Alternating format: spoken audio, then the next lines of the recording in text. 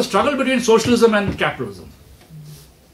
The democratization of liberal democracies happened because of the struggle between socialism and capitalism. अगर 50s में second world war के बाद Russia और Soviet Russia इतना powerful नहीं बनता कि वीटो पावर देने की नहीं होती, तो सिविल एंड पॉलिटिकल राइट जिस तरीके से ह्यूमन राइट्स में कहा गया ना, कभी नहीं बनता, क्यों नहीं उसके पहले बनाया गया. So my point of the view is that this struggle has to be seen in a historical context, and in that sense, all this is and this has been all accepted by bourgeois historians now. This is very important. We will write. I mean, at some point, if we organize, I'll show you the total evidences to prove that. And it's a very very important struggle, because that is what exactly is the normal concept. कि Stalin बहुत कातिल आदमी था, उसने सबका कत्लेआम कर दिया. Sorry. So we can conclude. I would like to also add, there is a person, what is his first name? Grover Furr. Grover Furr. I've just finished reading a book of his.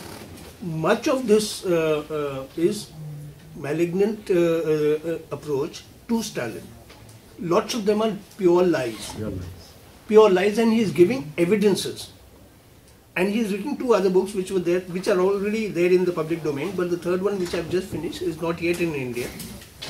And that says that much of it is pure lies, some of it is the fact, in the sense that kuch logon ne, to malign the communists, were doing some of the terror, who were later punished by the communist government. Ye bhi hai. There are very few occasions. Will you finish? There are very few of the things where there is actual terror by the Communist Party in power, by the communist state. And some of it is due. Jaise, all the other states collapsed with the onslaught of Nazism. Russia did not. Because the traitors had already been decimated. One has, Anna Louise Strong says that very clearly. That yes, there must have been some terror, but that terror had a purpose. When Mao says, whose terror against who? White terror or red terror? So one has to be clear about these things, and you have to be your point is valid, because many of these guys are not interested in your answers. Let us be very clear about it. When all Muslims are dubbed Taliban, you try to explain. They are not interested in the explanation. They are interested in blaming. And they will always blame Stalin, the Prophet of Islam, Genghis Khan, because these are the people they were scared of. Because they stood up to the West and showed the West, or the capitalist world, that this is what you are and this is what we do not accept. And they were powerful enough to do that. Yeah, I was just going to elaborate on that. But there has been this view over decades that actually there was an element of state terror right through the Russian Revolution from beginning to end. You cannot have revolution without elements of terror. What was there in 1917 to 21? It was red terror and white terror. As regards the 1930s, it has been very clear for many years, and now amply substantiated by Grover Furr, it was sections of the opposition who were initiating the terror, and these 2 people particularly associated with this are Yagoda and Yezhov. So these 2 people initiated the terror not with any system of virtue, as Robespierre would have said. You have to have virtue, true politics, and you have to have terror. One without the other will not function. And what was happening in the 30s was that it was these sections who were linked to the right opposition who were indulging in the terror from within the state. This was not known by the party. It was only when it becomes clear. There was a kind of competition to see who could purge more. and very firmly in that was the opposition. And then only when both of these people are out, and then Beria is appointed, is all this wound up. And Stalin says that much of this period, the terror was unjustified. And it was incorrect. There is 1937, there is a very big plenum. And in fact, the Stalin's speech of that plenum, unfortunately, still is not published. Mastering Bolshevism, it was called. And there he talks about, in fact, the whole plenum is discussing this, and Stalin points out here that very many incorrect things were done. The fact is they happened. You see? And they are blamed on the communists. But they are run by the It communists. happened They within are the also communist blamed on the movement. communists. It happened within the communist movement, but it was the oppositional elements who were behind it. I just want to, on a small note, it is always frequently said by the rightists, Bukharin was such a nice man, and Lenin also said that Bukharin is really the darling of the party. At the same time, there is evidence from the West that Bukharin from 1928 was working out logistics for carrying out terror against the state, and particularly against Stalin. And it is not from the enemies of Bukharin. It is not Stalin saying this. It is not a Russian document saying this. There is a discussion which took place in 1928 between Bukharin and a supporter of his by the name of Humbert Droz, who was a Swiss communist. And in the last meeting, in his memoirs, Humbert Droz writes that in the last meeting I had with Bukharin, that we have decided to use individual assassination, and Humbert Droz says, no, this is wrong, this is not a communist line, and that you should not do it, you should wait until the party stand. Now, Humbert Droz was also a rightist. He said, let the party stand be exposed through practice, and then you change the party stand. And he said, you are wrong, he said to Bukharin, you are taking a pro-terrorist stand. Now, that was written in French in his memoirs in 1971. Finally, I thought, let me, all this pro-Bukharin thinking is going on, let me get it out. So I got out this volume in French, and I translated 2 pages of it, and it was published in our journal. So on the question of assassination, on the use of individual terror by Bukharin, there are all kinds of things going on. Okay? And to pinpoint everything on Stalin, there is always in revolution justified terror to preserve power against white terror. At the same time, the rightists will also use terror. In different sections of the revolution, there are problems of terror, but by the right also. Not only the bourgeois right, but the rightists within the Communist Party.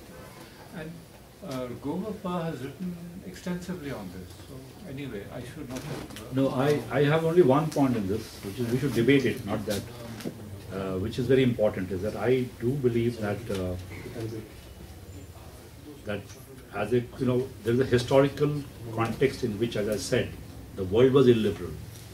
And so, in a certain sense, certain kind of state action and terror or a coercion is justified in that context. And whether Bukharin and that, all those evidences are not. So I have no, the point is, all those accusations that they were not guilty is being proved wrong. But still the question remains, to me, is that, because this is very important, is it a communist policy? And I would say no. That is an important point we are going to what we said. That why, if bourgeoisie can survive without banning the death sentence, cannot socialism survive without the death sentence? As I said, in 1930s that couldn't have been done. But that doesn't mean every Stalinist, I'm not a Stalinist, but I don't believe that we should have a death penalty. Now, we should be able to argue why it is now right and why it was justified then. That is where the argument is. Today what has happened, that you are actually using the anti-terror, I mean using all this thing to actually not look at the political content of what Stalin was.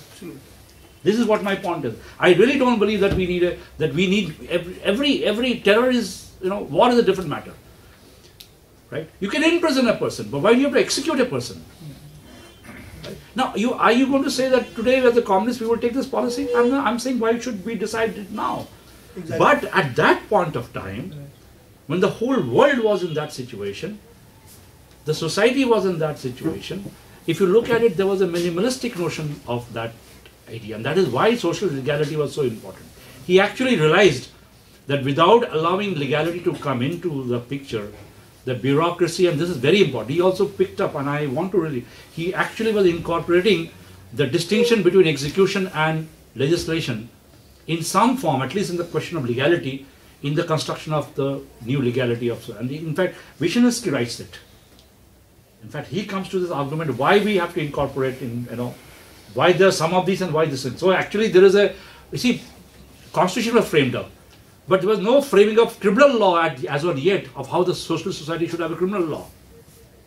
Okay? Now, there's a difference between, I also want to make a difference, there's a difference between corrective confinement and from criminal conspiracy, right? Russia, now the one can debate what is the corrective methods of doing it, right? How the labor camp was and all that. That's a different question. One can say, and if the whole society standard was very low, the labor camp society was very low. मेरे को एक, I mean, very interesting. I want to give it this a thing. I was in fact in a meeting with a lot of the Muslim people. Very interesting. So मैंने बोला कि ये सब कहते हैं ना कल्चरली वो बैकवर्ड है थिंग. तो उन्होंने मेरे को बड़ा साफ कहा. मैंने बोला कि आप तो मतलब you should also understand that we have carried the lowest strata of the society into our religion. ठीक है ना? तो आप ये उम्मीद कैसे करते हैं कि सडनली हमारा ट्रांसफॉर्मेशन इतना आसान से हो जाएगा? Also, Muslim society is not a monolith. Monolith. So अगर वो हो सकता है तो in the case of even socialist construction, the corrective labor camp will be as compared to what is the general condition of the society. So there are a lot of comparative analysis which you have to do, but we should as a communist be able to say, my viewpoint is that, that what was contingent in 1930s and early 1930s is not a principle point of view. And no Stalinist will stand and say, or should say that this is a principle and I will do it again. Right. That is a different question. There are two different points of view. That's what my point of view. I don't know what we Nobody wants to kill for the sake of killing. What is happening is that discussion is coming from the bourgeoisie, and it has penetrated almost the entire communist movement. The bourgeois arguments have penetrated the communist movement. If you look at the reformist parties in India today, whether CPI or CPM, they are giving the bourgeois arguments and the Trotsky arguments. But they are not discussing it from a Marxist-Leninist standpoint. And they are not even saying what is truth and what is false. That is the first point. That they are not bothered. My point is that even if they do that, even if, forget about the principal point, even if they do that, कि क्या सच है क्या झूठ है इतना भी अगर हमारे रिफॉर्मिस्ट मूवमेंट करते तो भी बहुत बड़ी बात हो जाती है. असल में प्रॉब्लम क्या है? This is called vote bank politics. They believe that if they show respect for Stalin, they will lose votes, and they are parliamentary parties. They have forgotten revolution. There is no principle approach. I think that is because they want to actually reject the revolutionary legacy of the. That also, of course. That is the most important part. I really feel that. The question is that for the communists, apart from the Stalin period and apart from the mass violence against landlordism in China, for example, it wasn't a picnic. We are running short of time. Yeah. So, but the question is still the question remains whether for the French Revolution or for the Russian Revolution or for the Chinese Revolution, the question of the relationship between the working class, working people, and the question of terror to remain in power still stands. It has not been discussed properly. That needs to be discussed. And one more thing is on this issue. Nobody talks about terror in Vietnam. Because that time the terror was being done by the Americans. Or the white terror against Russia. Exactly. Anyway. Okay. I hope it was useful. Yeah. Yeah. आप 5 minute अगर थोड़ा सा contribute कर सकते हैं, क्योंकि इन्होंने हमने रिक्वेस्ट किया था इनको, कॉमरेड मिश्रा को, कि ये बोलें इंट्रोडक्शन में वो कुछ बोलो ये रूस की क्रांति के बारे में, और लेकिन बीच में और कुछ हो गया, और डिस्कशन हो गए, तो अगर 5 मिनट क्योंकि हमारा टाइम ओवर हो गया। हाँ 5 मिनट। अभी जी जो बोल रहे थे अभी लोग, उसको मैं एक पैरा में अभी बोलूँ मैं आपको कि अधिकांश विद्वान वक्ता रूसी कम्युनिस्ट पार्टी क्रांति को फरवरी 1917 से 1917 से 1917 अक्टूबर तक के युद्ध में 10 दिन दुनिया ही लूटी इत्यादि से सीमाबद्ध करके छुट्टी पा लेती है, जबकि अक्टूबर क्रांति की यह महज शुरुआत भर है। तब सोवियत और मजदूर वर्ग के सामने दुश्मन सुस्पष्ट था। प्रथम विश्व युद्ध की समाप्ति 1918 के बाद तो सोवियत यूनियन के मेहनतकशों के सामने युद्धों के कई अन्य मोर्चों पर बेहद संजीदगी और रणनीतिक कौशल के साथ लड़ना पड़ा था। जैसे सोवियत यूनियन में भीषण काल, लंबे विश्व युद्ध से सर्वत्र फैली बर्बादी, विनाश की तेज छाया, देश के भीतर और बाहर के दुश्मनों की ओर से प्रतिक्रांति द्वारा समाजवादी व्यवस्था के तख्तापलट की भयंकर कोशिशें, युद्ध स्तर पर समाजवादी आधारभूत ढांचा निर्माण अर्थात उत्पादन के साधनों के समाजीकरण के द्वारा प्रत्येक नागरिक को श्रम के बदले रोटी रहने को घर वस्त्र साधे, बच्चों को अनिवार्य समान निःशुल्क शिक्षा, अनिवार्य निःशुल्क चिकित्सा, स्वस्थ मनोरंजन, प्रति गांव से गांव तक शहरी तक पक्की सड़कें, पुलों, स्कूलों और अस्पतालों का निर्माण इत्यादि। ये सब स्व साधनों से स्व के लिए, इसमें निजी संपत्ति के लिए कोई गुंजाइश नहीं थी। सारा बजट आम जन के जीवन को की जरूरतों को मुहैया कराने में खत्म। रक्षा बजट के हिस्से कुछ बचे ही नहीं।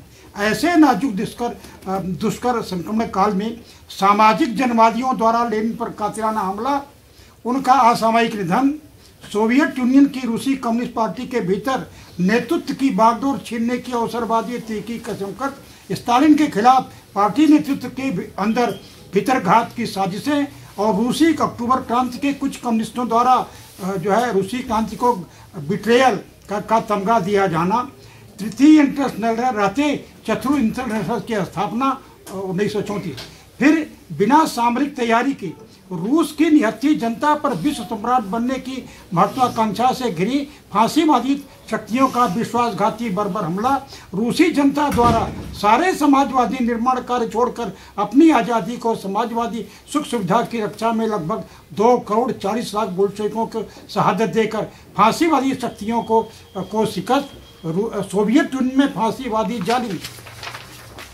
हिटलर की कब्र बनाना, सोवियत यूनियन में जो है सब कुछ अकेले दम पर, अन्यथा विश्व का सामाजिक भौगोलिक मानचित्र आज क्या होता इसकी कल्पना नहीं की जा सकती।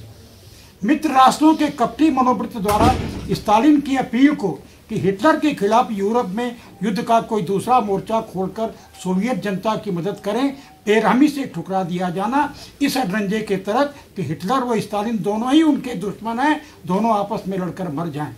फिर 4 वर्ष 1941 से 1945 तक सोवियत यूनियन के बड़े भाग पर फांसीवादी ताकतों के कब्जे के दौरान रूस के पुरानी सामंतवादी पूंजीवादी अवशेषों द्वारा सोवियत यूनियन में पूंजीवादी पुनर्स्थापना और उन्हीं के बीच से पूंजीवादी राही निकिता क्रुश्चेव का अभ्युदय, करोड़ों बोल्शेविकों की शहादतों के बाद सोवियत यूनियन की कम्युनिस्ट पार्टी में बोल्शेविक नेतृत्व स्टालिन का अल्पमत में आ जाना। देखें सोवियत यूनियन कम्युनिस्ट पार्टी की 19वीं कांग्रेस में कांग्रेस स्टालिन का अंतिम भाषण 14 अक्टूबर 1952, ऐसे तमाम चीज़ें हैं। इसके बाद 1945 के बाद जो सोवियत यूनियन के विजय हुई है, क्या साहब वो जो रिपोर्ट आई है 1945 में CPSU के सेंट्रल कमेटी के 19 तारीख में, गजब का रिपोर्ट है, वो पूरा पढ़ने का नहीं है। एकाक आप देख लें, मार्क्सवादी लेनिनवादी सिद्धांत के क्षेत्र में यह बोल्शेविक पार्टी के विचारों ने, लेनिन व स्टालिन के विचारों ने, जिसके परचम तले सोवियत जनता ने मार्च किया था, फांसीवादी आक्रमणकारियों के प्रतिरोध में खुद को कुर्बान कर देने के संघर्ष के प्रति प्रेरित किया। पार्टी द्वारा जनता के बीच सैद्धांतिक काम अति महत्वपूर्ण शर्तों में से एक था, जिसने उनमें आपसी भाईचारा, इच्छा शक्ति और व्यवहारिक क्रिया के प्रति एकता, जनता के संक्रमण को उस तरफ निश्चित किया। ये मैंने उन्हीं का रिपोर्ट का मैं हिंदी अनुवाद करके मैं आपको दे रहा हूँ। ऐसे तमाम चीज़ें हैं जो कि देखने लायक है। हमने इसको फिर आगे लिया है आपके भारतीय क्रांति के लिए संदर्भ में, क्योंकि भारत आज के संदर्भ में हमें देखना है कि जो है गौर करें स्टालिन के दूरदर्शी आंकलन पर। स्टालिन लिखते हैं कि सन 1917 में विश्व साम्राज्यवादी युग की बेड़ी अन्य देशों की तुलना में रूस में अधिक कमजोर साबित हुई। यह वही समय संभव हुआ कि बेड़ी टूटी और सर्वहारा क्रांति के लिए उसने द्वार खोला। नज़दीक भविष्य में जंजीर कहाँ टूटेगी, फिर जहाँ यह सबसे कमजोर होगी। यह असंभव नहीं है कि जंजीर भारत में टूटे। क्यों? क्योंकि इस देश में युवा लड़ाकू क्रांतिकारी सर्वहारा है जो राष्ट्रीय मुक्ति आंदोलन जैसे मुद्दे से जुड़ा है, क्योंकि वहाँ क्रांति का मुकाबला विदेशी साम्राज्यवाद जैसे एक पूर्ण परिचित दुश्मन के साथ है जिसकी कोई नैतिक साख नहीं रह गई है और जिसमें भारत का तमाम उत्पीड़ित सोवियत अवाम बेहद घृणा करता है। वो उपरोक्त बयान स्टालिन ने 1920 में जारी किया था। लैंडवाद की समस्याएं स्टालिन की और पृष्ठ 38 1954। ये बात आज के संदर्भ में इसके आगे है, उस पर मैं नहीं जाऊंगा। इस पर चर्चा थोड़ा ही सारा लड़कों ने अब आपकी तरफ से आया है कि आज का संदर्भ लेकर के जो 1900 हम लोग जो है 21वीं सदी में बैठे हुए हैं और कहते हैं कि लोग ट्रॉट्स्की वाले, इसमें और भी है, ट्रॉट्स्की और बुखारिन पंथियों ने स्टालिन को जम करके कोसा। इसमें आ गया है कि लगभग 97 वर्षों बाद स्टालिन की उपरोक्त आश्चर्य भरी लग सकती है उपरोक्ति। स्टालिन का भारत का युवा लड़ाकू क्रांतिकारी सर्वहारा बड़ा हो गया है, पर आज वह अपने को ट्रेड यूनियन या पार्टी नेतृत्व के संशोधनवादी सिद्धांत व अवसरवाद की जंजीरों में जकड़ा हुआ पाता है और वर्ग चेतना व सांस्कृतिक रूप से पत्यावस्था को प्राप्त हुआ है। कमजोर कड़ी नहीं टूटी, जो जैसा स्टालिन ने 1920 में कहा था, ऊपर हमने पढ़ा। निश्चय ही भारत साम्राज्यवाद की एक कमजोर कड़ी था, एक खास वक्त पर सबसे कमजोर कड़ी। वह कमजोर कड़ी टूटने के बजाय आज साम्राज्यवाद के एक मजबूत और महत्वपूर्ण कड़ी बन गई है और उसने केवल भारत ही नहीं परंतु दुनिया के एक बड़े भाग के पाँव की बेड़ी का रूप अख्तियार कर लिया है। क्रुश्चेव और ट्रॉट्स्की पंथियों को जो स्टालिन को पानी पी पी कर गाड़ी देते आए और अनेक आरोपों के द्वारा उन पर तीखे हमले करते जा रहे हैं, एक मौका और मिल गया कि स्टालिन की आलोचना का कि स्टालिन की क्रांति के भारत की क्रांति के विषय में स्टालिन का उपयुक्त आंकलन गलत था, परंतु उनके पास साहस नहीं है स्टालिन के उस आंकलन और उसके अनुसार क्रियान्वित उनकी योजनाओं उपलब्धियों से इनकार करने का। भारत के युवा लड़ाकू क्रांतिकारी सर्वहारा के विषय में उनके आंकलन के खरे न उतरने का दोष स्टालिन के मध्य कतई नहीं बढ़ा जा सकता। इसके लिए एकमात्र दोष हम भारत के कम्युनिस्ट क्रांतिकारी हैं।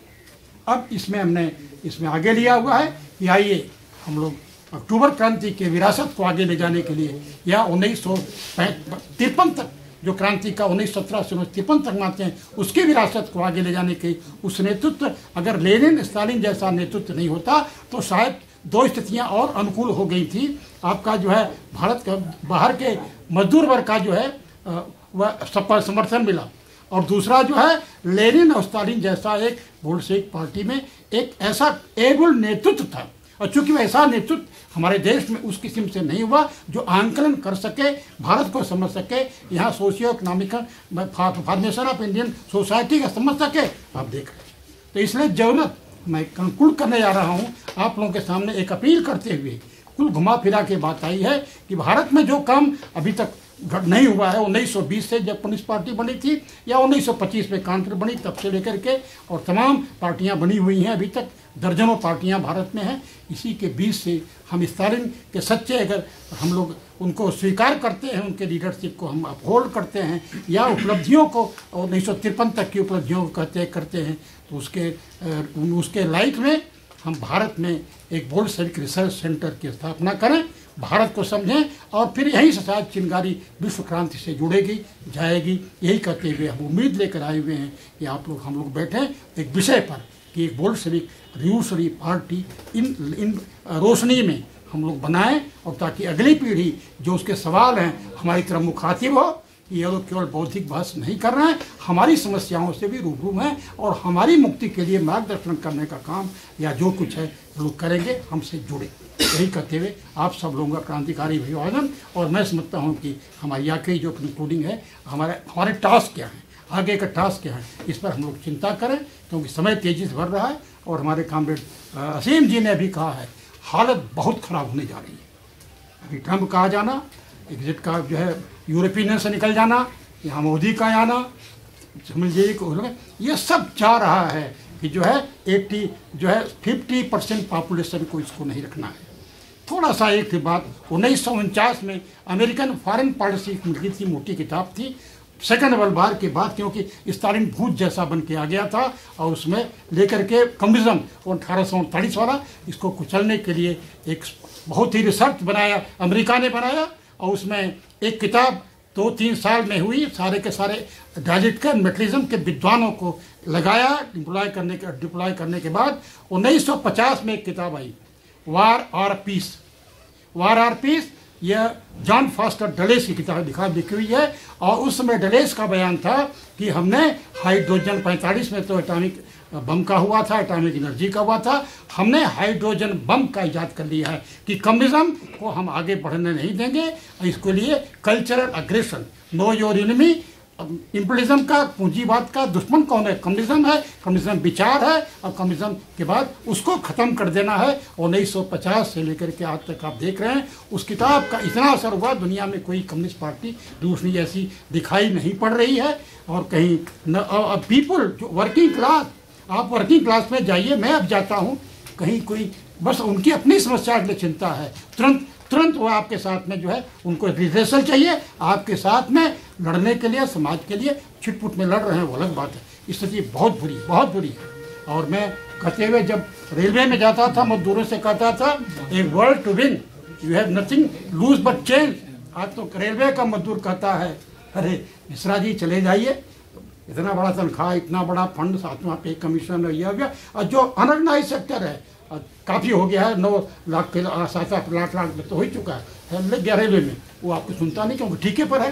अब कुछ बात करेंगे तो ठेकेदार निकाल के बाकी खत्म करेगा। बहुत ऑर्गेनाइज सेक्टर और अनऑर्गेनाइज सेक्टर के देखना, किसानों को, मजदूरों को और स्टूडेंट्स के बीच में यूनिवर्सिटी में जो काम करते हो, जाके देखिए कितने लड़कों को आप ले आते हैं, तो लेकर दिखा दीजिए। जो देश को अपने लिए तो करें, अपनी मुक्ति के लिए, समाज की मुक्ति के लिए लीडरशिप लें, पढ़ें, बिना पढ़े तो नहीं। यही कहते हुए आप लोगों को लाल सलाम, ढेर सारा क्रांतिकारी अभिवादन। फिर हम मिलेंगे एक नई दुनिया बसाने के सपनों के लिए। कॉमरेड मलम, आप वोट ऑफ थैंक्स दीजिए। नहीं,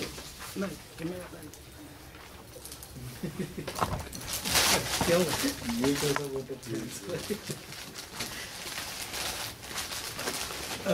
okay, thank you very much, बहुत बहुत शुक्रिया आप सब लोगों का, खासतौर से कॉमरेड असीम और कॉमरेड मिश्रा जी। एंड आप लोगों ने अपना वक्त निकाला, यहाँ पे आए और अपने सुझाव, अपने सवालात, I hope it was useful the session. Thank you very much.